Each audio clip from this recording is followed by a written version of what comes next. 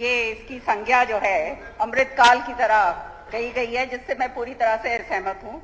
सच्चाई के अंदर इस बजट में ना तो C2 फॉर्मूला का कोई जिक्र है, ना कोई वैदिक तरीके से MSP को लागू करने की कोई बात है, ना कोई गरीबों के लिए बात है, ना मजदूरों के लिए है, स्मॉल सेक्टर जो है MSME उनके लिए नहीं है, OPS पेंशन वाले जो हैं उनकी जो पेंशन कार्ड दी गई है, हमारे जो पंचायती राज के जो चुने हुए नुमाइंदे हैं उनको डंडों की बौछार उनके ऊपर करी गई है। तो ये इस तरह का बजट जब पेश करा जाता है तो आप समझ सकते हैं इसको अमृतकाल की तरह संज्ञा किस तरह से दी जाए। मेरे ख्याल में तो ये ज्यादा अच्छा होगा अगर हम इसको राहु काल का समय कहेंगे, वो ज्यादा अच्छा होगा।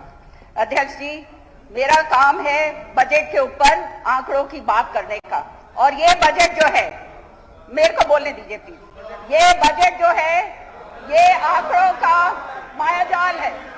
मैं बैठ जाती हूँ, फिर मेरा टाइम होएगा। नहीं, मैं एक मिनट में बैठ गई। बजट में डंडों की बौछार कहाँ हुई? बजट पे बोल रही हूँ मैं बजट पे बोल रही हूँ। बोलो, आप इंट्रोड्यूस करो प्लीज। बोलने दो, बात है। बोलिए प्लीज। नहीं, अब मैं बैठ जाऊंगी। नहीं, आप बोलिए, कंटिन्यूस करें। आप बैठिए ना, आपकी मेंबर बोल रही। आप तो ना डिस्टर्ब करो, आप कर रहे हो अब तो डिस्टर्ब।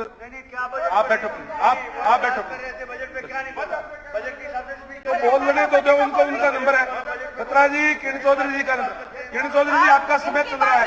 उपाध्यक्ष महोदय जी, ये बजट को बोल लेंगे, लेकिन आप पहले इनकी जो वो अपना अम्बाला से हैं, क्या नाम उनका, गोयल साहब, उनकी स्पीच लिखवा लो। एक लफ्ज बजट उनको कहा, सिर्फ अपना गाथाएं गाते रहे।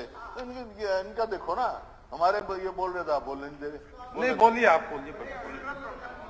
अब बीच में ना, आप बोल रहे हैं तो सही, बाद में मैं बोल लूंगी। आपका टाइम चल रहा है। नहीं, आपका मेरा तो आप बैठे रहेंगे तो टाइम जा रहा है। मैं बोल दूंगी, लेकिन बीच में ना हो।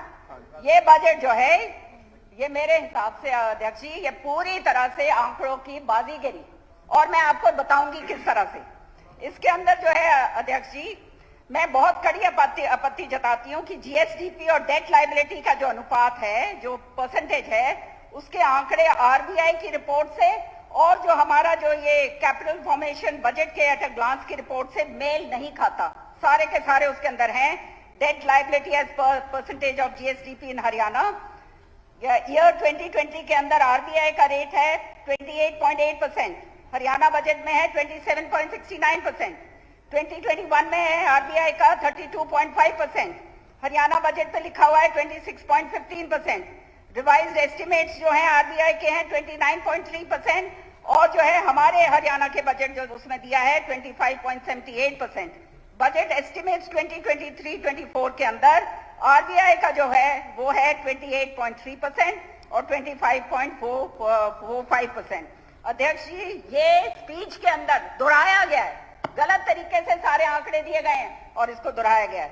साथ ही साथ अध्यक्ष जी, इसके अंदर जो है जो स्टेट डेट लाइबिलिटी है बजट एस्टिमेट्स की 22-23 की, इसके अंदर 2,43,779 करोड़ रुपए थी, जो इस साल रिवाइज एस्टिमेट जो है 22-23 में बढ़कर 2,56,885 करोड़ हो गई। सवाल यहाँ उठता है अध्यक्ष जी, और मैं पूछना चाहूंगी, अपने जवाब के अंदर जवाब दीजिए कि 1,300 करोड़ रुपए जो रिवाइज और बजट एस्टिमेट्स के अंदर 2022 और 2023 में जो ये फर्क आ रहा है, ये कैसे आया? ये क्या ऑफ बजट बोरोइंग करी है सरकार ने? इसके ऊपर जरूर जो है हमारे को बताया जाए। और दूसरी बात मैं कहना चाहती हूँ अध्यक्ष जी कि बजट एट अ ग्लांस अगर आप देखें, उसके फुटनोट के ऊपर एक एंट्री है जो लास्ट ईयर भी करी थी, बहुत छोटी सी एंट्री है ताकि किसी को नजर ना आए। उसमें कहा था, उसको बार बार रिपीट करा गया है, और इस साल जो है उसके अंदर एक्चुअल डाल दिया है। एक्चुअल से मैं पूछना चाहती हूँ कि ये वेरिएशन जो अमाउंट में आया है ये किस लिए आया है? ये बहुत ही पजलिंग फिगर है, इसके ऊपर भी जरा रोशनी जो है माननीय मुख्यमंत्री जी हमारे लिए डालें। GST कॉम्पनसेशन जो है, कहते हैं डबल इंजन की सरकार। GST कॉम्पनसेशन जो है हमारे को इसलिए दिया जाना था कि हमारा जो नुकसान था वो केंद्र सरकार की तरफ से जो है वो पैसा हमें मिलता और वो नुकसान की भरपाई होती। लेकिन आज जो है ये डबल इंजन की सरकार जो है, बजट एट अ ग्लांस 2022 के अंदर और 24 को आपको देखने को मिलता है कि इसके अंदर जो आंकड़े हैं वो पूरी तरह से दुरुस्त नहीं है। इसके पिछले साल का रेवेन्यू जो रिसीट है, इसमें ये इस तरह से आंकड़ों का माया जाल फैलाया गया है कि पिछले साल की रेवेन्यू रिसीट में इजाफा हुआ है और घाटे का आंकड़ा जो है वो कम हुआ है। 2 साल हो गए, 2 साल समय से सरकार जो है, भारत सरकार ने हरियाणा को इसका भुगतान नहीं करा। जीएसटी का जो है, जीएसटी के एवज में इन्होंने बैक टू बैक लोन लिया है।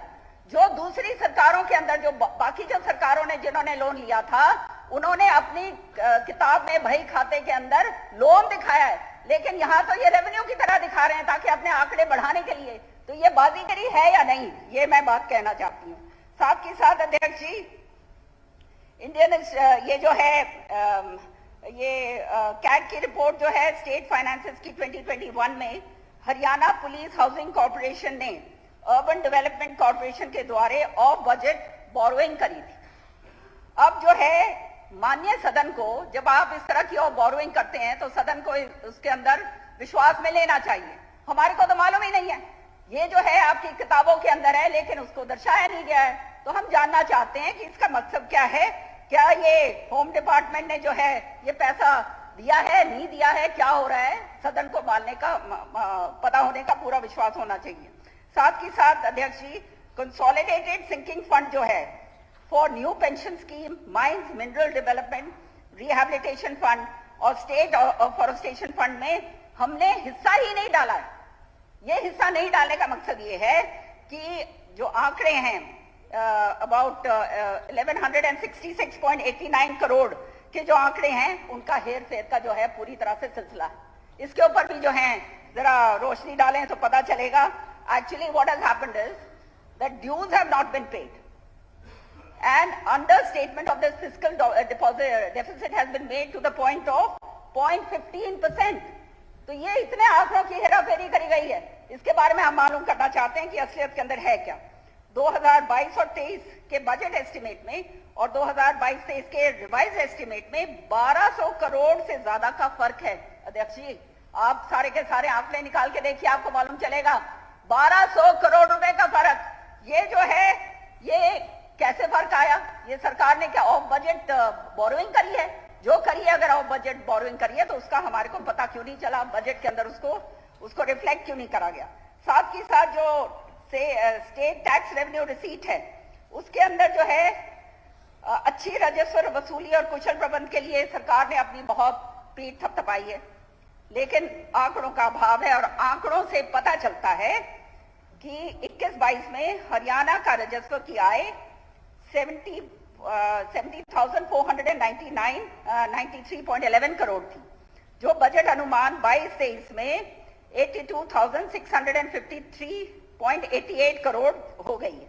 और संशोधित अनुमान जो है, रिवाइज्ड जो है 2022 में 75,714.30 करोड़ हो गई है।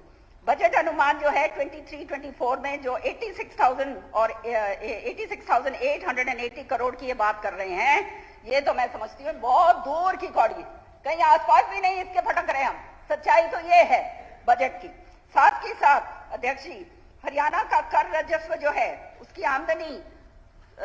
हमसे जुड़े रहने के लिए हमारे YouTube चैनल को सब्सक्राइब करें और नई वीडियो की नोटिफिकेशन के लिए बेल आइकॉन को दबाएं।